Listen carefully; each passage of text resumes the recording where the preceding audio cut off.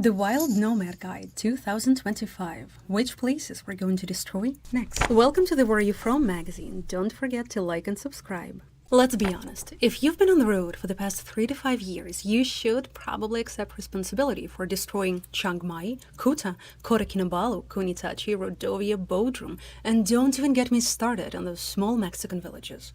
The only place you're not responsible for is Chennai.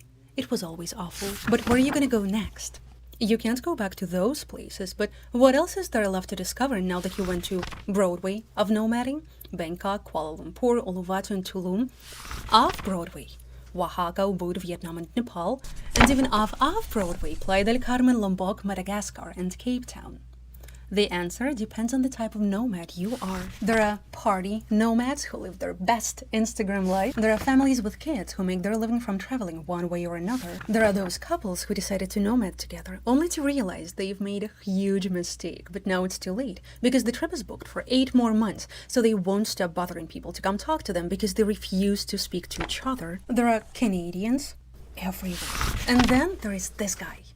This guy you've only met once or twice, and each time was as significant as meeting a Yeti. This guy discovered Tulum before it had plumbing. He's been to Burning Man every year for 12 years until it's gone bad and just wasn't the same anymore. He's in finance, analytic, or some very complicated computing supporting the International Space Station, and he owns chickens. He makes his own kombucha and can teach you how to suck snake poison out of your own leg in case you ever get bitten by a cobra.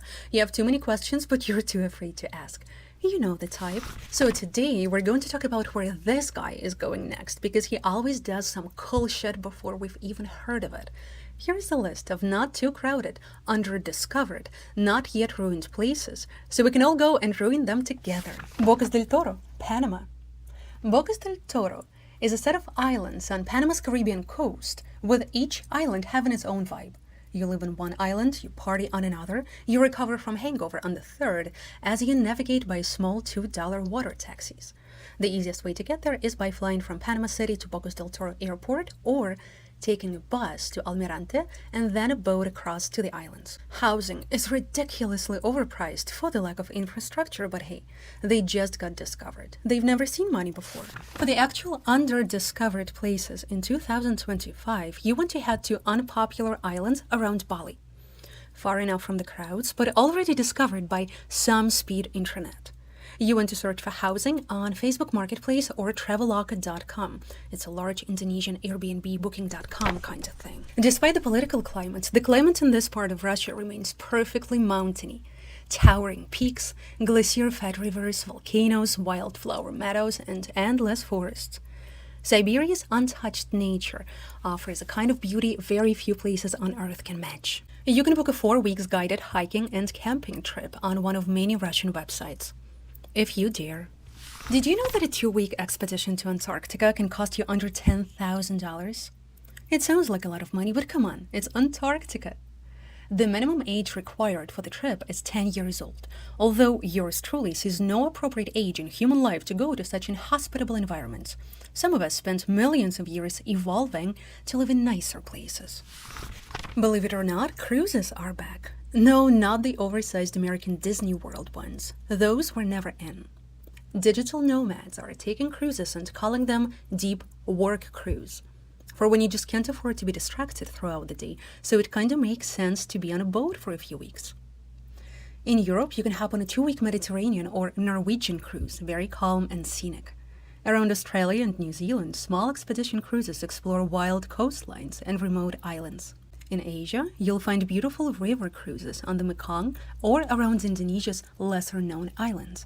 And in Latin America, look for small ship cruises through Patagonia or the Amazon. Squatting on land is a very popular thing to do in 2025. At least 6 countries in the world have squatting laws that allow you to privatize land once you've lived there for at least 5 years and built something on it. In Mexico, they call it ocupación. Thailand has crop krong brapa. Brazil got usucapiao. They call it usucapión in Peru, and adverse possession in Ireland and Canada. Naturally, you would rather die than stay in the same place for 5 straight years, so people squat for each other. Make sure to only partner up with people who will likely leave. Otherwise, there are no laws protecting squatters from smarter squatters. And if you have an international business or even a semi-legal beachside kombucha empire, you'll need to move money across borders. That's where Wise comes in, my sponsor for today's video. Wise Borderless Business Account is a multi-currency account for businesses, freelancers, and digital nomads. You can hold, send, and receive money in 50+ countries.